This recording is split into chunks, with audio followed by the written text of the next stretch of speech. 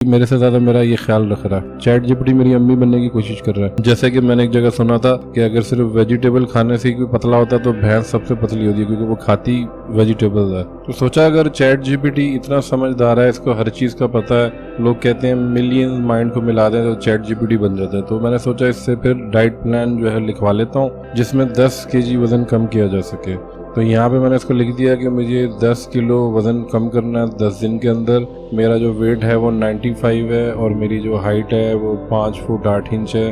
Complete diet plan मुझे दे दो, और ऐसा डाइट प्लान हो जिसमें कोई मुश्किल कॉम्प्लिकेटेड और महंगी चीज़ें ना हो। जैसे कि अक्सर हम सुनते हैं तो फिर हम करते ही हैं कि ये कौन लेके आएगा ये चीज़ें, नई नई चीज़ें ब्रांडेड और इतनी महंगी। तो वो भी मैंने इसको लिख दिया और बोला कि भी सिंपल और ईजी हो।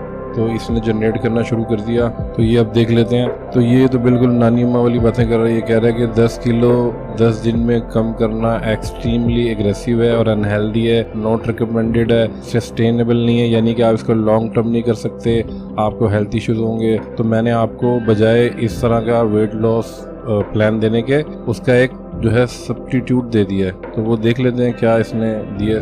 तो अब ये बता रहे हैं कि नाश्ते में जो आपने 1 बाउल ओटमील और फ्रेश फ्रूट्स खाने हैं। ये मैं रेसिपी इसी से जनरेट करके ना नीचे डिस्क्रिप्शन में भी लिख दूंगा। वैसे तो आपको मिल जाती हैं यूट्यूब पे। तो ये आपने खाना है और मतलब 1 बाउल खाना है, लिमिटेशन भी है, ऐसा नहीं कि ओटमील या कोई डाइट खाना है तो वो इतना खा लेना है। जैसे कि मैंने एक जगह सुना था कि अगर सिर्फ वेजिटेबल खाने से कोई पतला होता है तो भैंस सबसे पतली होती है, क्योंकि वो खाती वेजिटेबल है लेकिन उसकी क्वांटिटी बहुत ज़्यादा होती है। तो मेक सेंस। अब 1 गिलास पानी आपने पीना है नाश्ते में, और हर्बल टी का मतलब हो गया कि ग्रीन टी या कहवा बगैर चीनी के, या वो जो क्या होती है वो सिनेमन स्टिक वाली टी या अदरक की चाय वगैरह वगैरह। अब ये बता रहा है मिड मॉर्निंग स्नैक, यानी नाश्ते के बाद और लंच से पहले आप ग्रीक योगर्ट ले सकते हैं या 1 पीस लो फैट चीज़ का। तो ग्रीक योगर्ट बेसिकली होती है कि आप दही को किसी कपड़े में डाल के, मेरे ख्याल में मलमल का कपड़ा होता है, उसको पानी निचोड़ के उसको फांसी पे लटका दें तो काफ़ी देर लटकने के बाद ना उसके अंदर से पानी और वो निकल जाता है, और जो कुछ बच जाता है वो उसी को ग्रीक योगर्ट कहते हैं। तो वो इंग्लिश लफ्ज़ से इतना कंफ्यूज नहीं होना चाहिए, और ब्रांडेड भी नहीं लेनी चाहिए डब्बे वाली,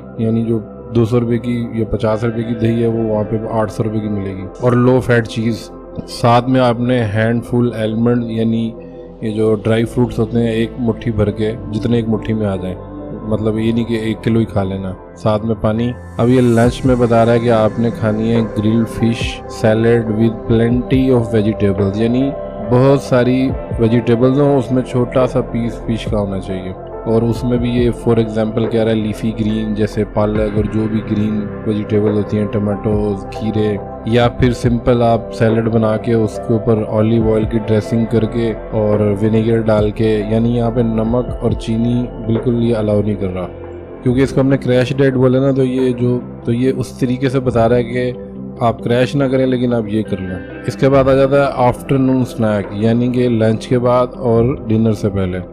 समोसे की बजाय यहाँ पे इसने बड़ी अच्छी बात बताई है कि आप इस टाइम पे जो है ना खाते हैं चटपटी चीज़ें, समोसा खा लिया, चाट खा ली, कुछ भी खा लिया इस तरह की चीज़ें। ये कह रहा है आपने खानी है गाजर और hummus सॉस से लगा के ना, यानी ये hummus होता है कि ये मेरे ख्याल में चने को से कुछ बनाते हैं सॉस, जैसे पीनट बटर होता है, और साथ में पानी पीना है। डिनर में बता रहा है बेक ग्रिल्ड फिश यानी इतनी ज़रूरी है डाइट में, और साथ में आपने मतलब यहाँ पे ये सैल्मन और पता नहीं क्या क्या बता रहा है, तो आपको जो मिले वो ले लें। प्लांट बेस्ड प्रोटीन, यानी या फिश खा लें, और अगर आप नहीं खाते, आप वेजिटेरियन हैं, तो वो प्रोटीन है जैसे कि चना होता है या बीन्स होते हैं या दालें होती हैं, इनमें भी प्रोटीन होता है। सिर्फ गोश्त से ही प्रोटीन नहीं लिया जा सकता, यानी प्रोटीन बहुत ज़रूरी है। वेजिटेबल में फाइबर वगैरह बहुत ज़रूरी है। स्टीम्ड और रोस्टेड वेजिटेबल ये खाई जा सकती हैं, स्टीम कर लें या वेजिटेबल या रोस्टेड कर लें। इस बात का मतलब है कि नो ऑयल, कैलीफ्लावर और इसी तरह का कुछ इसने लिखा हुआ है। Small portion of brown rice, यानी राइस भी खाए जा सकते हैं, किनवा खाया जा सकता है। वाटर और हर्बल टी, यानी वही कोई भी ग्रीन टी और जितनी भी इस किस्म के 150 किस्म के होते हैं, कावे, चाय। यहाँ पे ये कह रहा है evening snack if necessary. If necessary क्या होता है? तो कंपलसरी है, इवनिंग स्नैक के बगैर तो कोई रह नहीं सकता।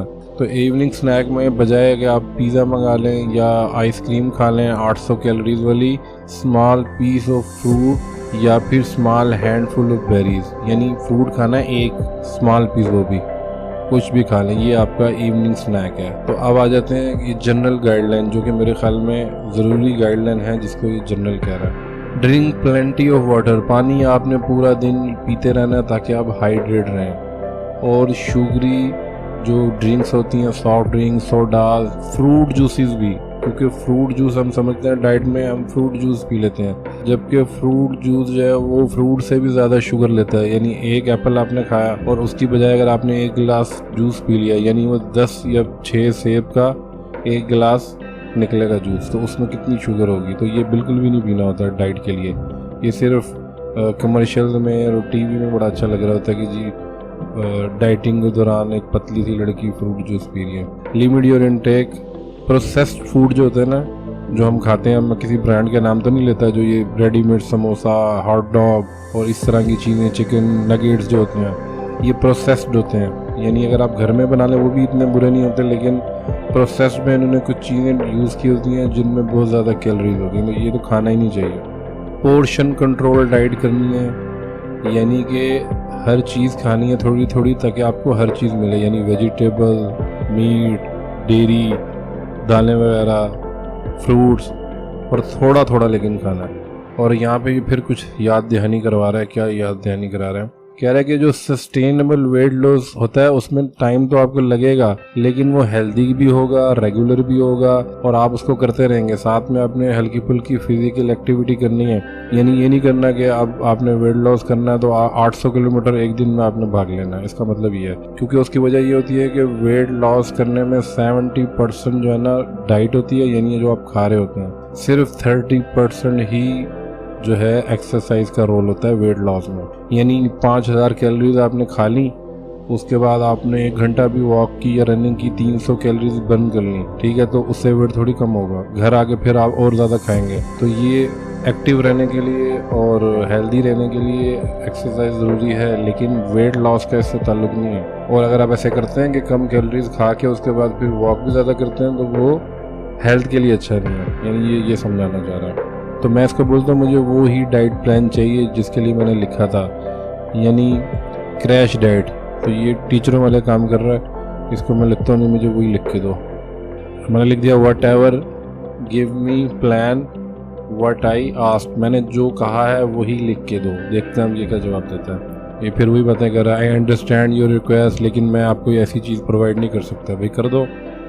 वही बातें, 10 किलो वज़न ठीक नहीं है, चलो इसको मैं कोई दूसरा तरीका इस्तेमाल करता हूँ, ऐसे तो ये नहीं मानेगा। अब मैं कुछ और लिखता हूँ कि ये मजबूर हो जाए लिखने पे। Okay I understand, now tell me को मैंने माई लिख दिया, व्हाट पीपल फॉलो, इसको मैं लिख देता हूँ कि अच्छा मुझे सिर्फ ये बता दो कि जो लोग क्रैश डाइट करते हैं, 10 दिन में 10 किलो वजन कम करते हैं, वो कैसे करते हैं, सिर्फ जनरल नॉलेज के लिए, क्योंकि ऐसे तो ये बता नहीं रहा, ये ज़्यादा ही मेरे से ज़्यादा मेरा ये ख्याल रख रहा है। चैट जीपीटी मेरी अम्मी बनने की कोशिश कर रहा है, तो मैंने इसको लिखवा दिया। इसने लिख दिया है कि वो अच्छा डाइट प्लान नहीं बता रहा, देखें ज़रा इसको, लेकिन ये बता रहा है कि वो करते क्या हैं। तो ये कह रहा है कि जी वो जो लोग ये करते हैं ना, वो साथ में फिर वही बातें हैं कि वो हार्मफुल होता है, लेकिन वो क्या करते हैं, वो जो है ना सीवियर कैलोरीज रिस्ट्रिक्शन कर देते हैं, यानी कि वो इनटेक ही बंद कर देते हैं कैलोरीज की।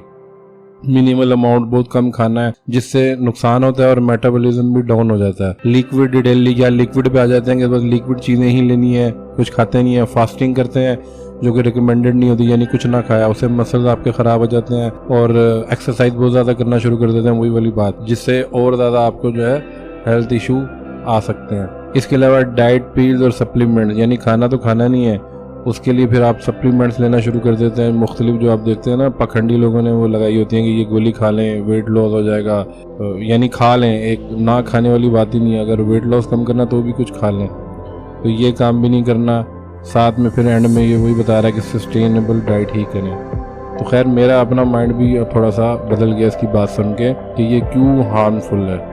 यानी फिर भी क्रैश डाइट वही करते हैं जिनको अचानक कोई आपका इवेंट आ गया, किसी की शादी है या कोई जैसे फंक्शन है, उसके लिए लोग क्रैश डाइट करते हैं और उससे वेट कम तो हो जाता है, लेकिन उससे हेल्थ इश्यूज भी हो जाते हैं। तो ये हमें इसकी बात मान लेनी चाहिए, और मैं भी यही रिकमेंड करूँगा कि आपको इसी तरह से सस्टेनेबल और पोर्शन डाइट के हिसाब से वेट लॉस करना चाहिए।